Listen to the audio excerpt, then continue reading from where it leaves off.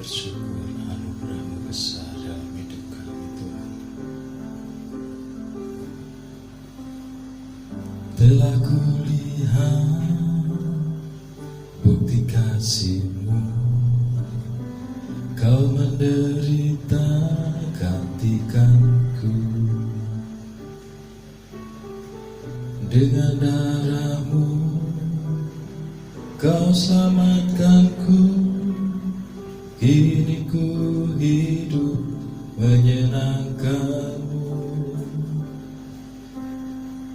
Telah kulihat bukti kasih-Mu, Kau menderita gantikanku. Dengan darah-Mu Kau selamatkanku. Kini ku hidup menyenangkan-Mu. Terlalu besar kasih-Mu Bapa, pengorbanan yang Kau berikan bagiku. Terlalu mahal darah-Mu Yesus, tercurah untuk menebus hidupku.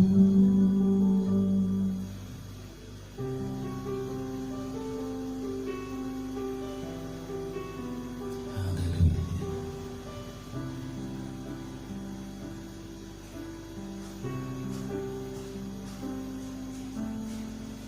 Telah kulihat bukti kasih-Mu, Kau menderita gantikanku.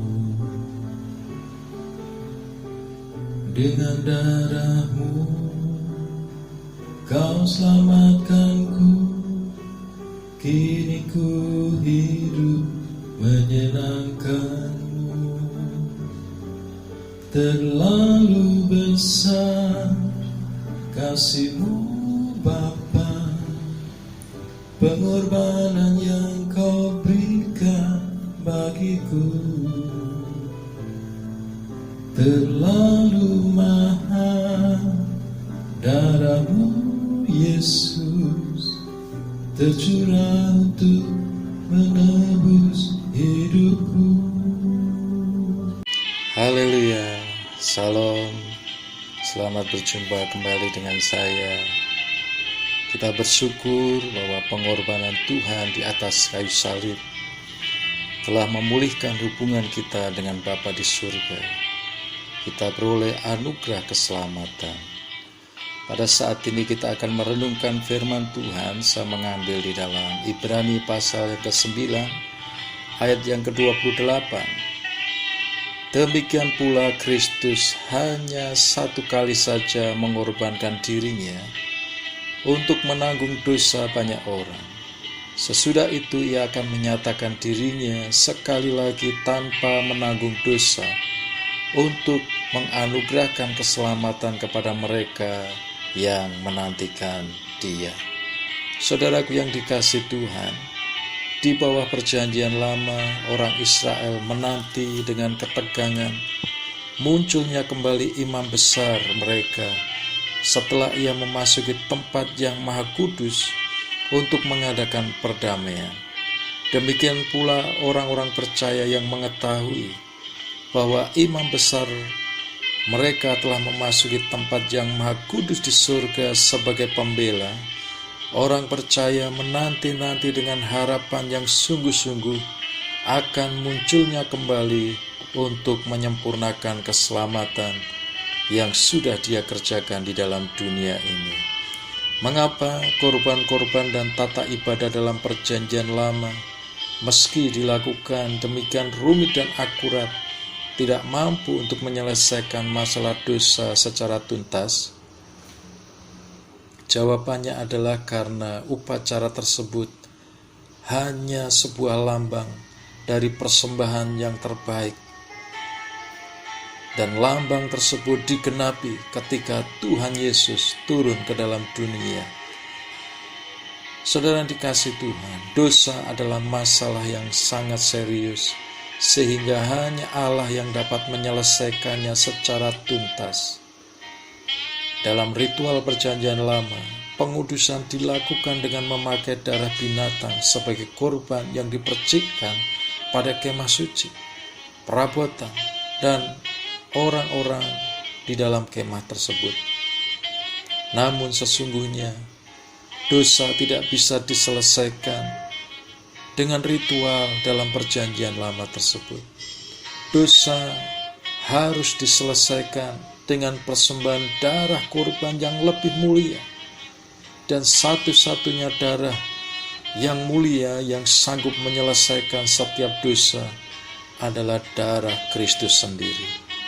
Oleh karena itu, Allah mengutus Kristus untuk menyelesaikan dosa dengan mewakili manusia berdosa di hadapan-Nya. Saudara yang dikasihi Tuhan, inilah yang menunjukkan bahwa Kristus lebih baik dibandingkan dengan imam besar keturunan Harun. Mengapa? Karena Ia mempersembahkan dirinya sendiri satu kali untuk selama-lamanya sebagai korban penghapusan dosa yang menghasilkan keselamatan. Dengan pengorbanannya itu, Ia bukan masuk ruang Maha Kudus di bait Allah, tetapi Ia masuk ke surga, dan itulah yang membuat orang yang percaya kepadanya itu juga layak untuk masuk ke dalam surga. Saudara yang dikasihi Tuhan, kesempatan untuk layak masuk dalam surga ini hanya ada dalam hidup yang sekali ini. Saya percaya kita semua adalah orang-orang yang percaya kepada Tuhan, orang-orang yang yakin bahwa kita pun dilayakkan untuk masuk ke dalam surga karena kita sudah ditebus oleh Tuhan Yesus Kristus.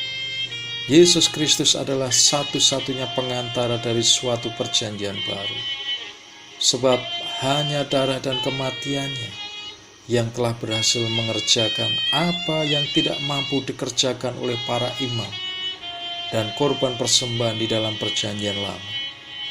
Walaupun bukan suatu hal baru bagi Allah, bagi manusia merupakan perjanjian baru. Dalam sejarah manusia, perjanjian baru menggantikan dan melebihi perjanjian lama yang diberikan melalui perantaraan Musa. Transisi dari Musa kepada Yesus menandai transisi dari prinsip usaha manusia ke prinsip anugerah Tuhan.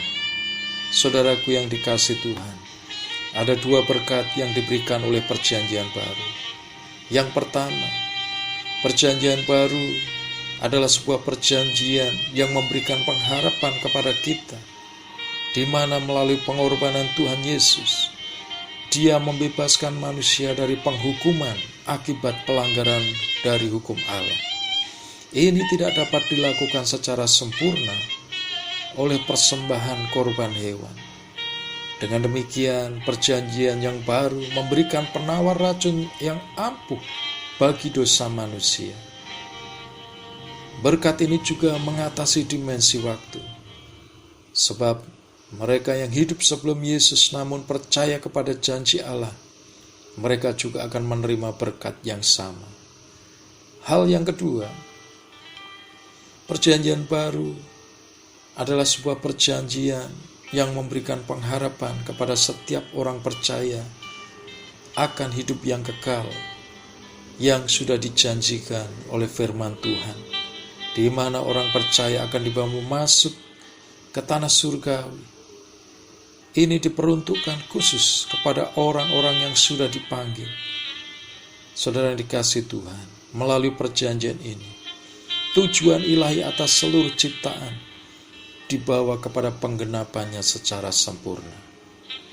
Apa yang membuat pengorbanan Kristus demikian sempurna dan ajaib? Mungkin ini adalah pertanyaan yang ada di dalam benak dan pikiran kita.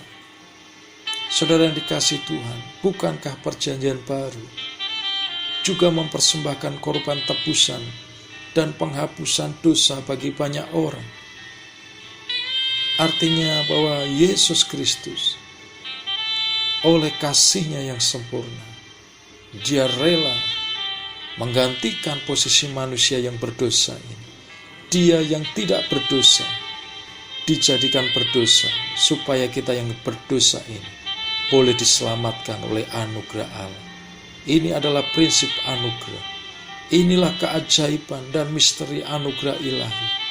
Anak Allah yang seharusnya tidak mengalami kematian, harus mengalami kematian sebagai korban bagi sesamanya, bangkit dan menyatukan manusia dengan dirinya sendiri, agar mereka dapat menikmati berkat yang kekal. Karena itu pula, ia hanya perlu menghadap Allah dan mempersembahkan dirinya cukup satu kali saja. Saudaraku yang dikasihi Tuhan, kita bersyukur kepada Allah. Karyanya yang ajaib, yang dilakukannya, membuat kita mengalami anugerah keselamatan. Kita tahu, tidak ada yang dapat dilakukan manusia untuk membalas anugerahnya yang ajaib. Namun saudaraku yang dikasihi Tuhan, bukalah hatimu.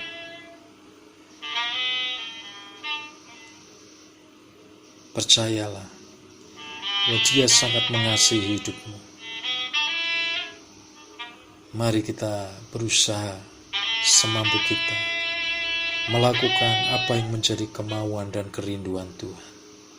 Kita tidak mampu membalas segala kebaikan, namun apa yang bisa kita lakukan untuk memuliakannya, itu akan menjadi sebuah persembahan yang hidup bagi Tuhan.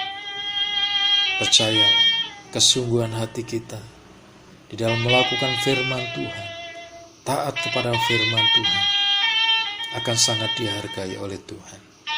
Dia akan memakai hidup kita menjadi kepanjangan tangannya untuk menyampaikan kabar baik kepada seluruh umat manusia bahwa Yesus, Dia hidup, Dia sudah turun ke dalam dunia ini menebus setiap orang yang percaya, dan Dia naik ke surga. Suatu kali Dia akan datang lagi menjemput kita semuanya masuk di dalam surga yang kekal bersama-sama dengan Dia. Tuhan memberkati kita semuanya. Haleluya. Amin.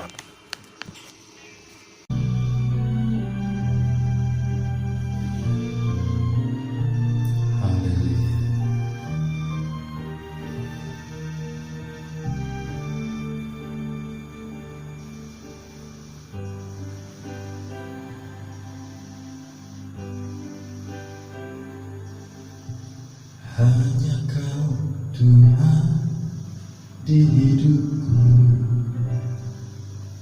Kau berikan hidup yang baru. Darah-Mu menyucikan, pulihkan hatiku. Ku nyatakan Kaulah segalanya. Kau sumber pengharapan, kuasa-Mu sanggup menyembuhkan. Jiwaku pun berserah hanya kepadamu. Yesus, Kaulah segalanya. Karena salib-Mu ku hidup, karena salib-Mu ku menang. Engkau yang berkuasa, sanggup untuk melakukan mujizat-Mu. Karena salib-Mu ku hidup, karena salib-Mu ku menang. Engkau yang berkuasa. sanggup untuk melakukan mujizat-Mu di hidupku.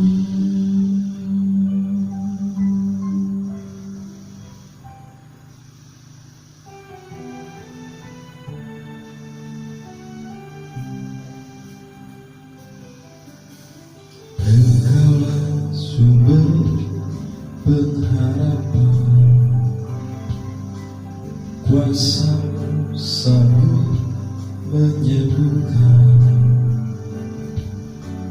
Jiwaku pun berserah hanya kepadamu, Yesus, Kaulah segalanya. Karena salib-Mu ku hidup, karena salib-Mu ku menang. Engkau yang berkuasa, sanggup melakukan mujizat-Mu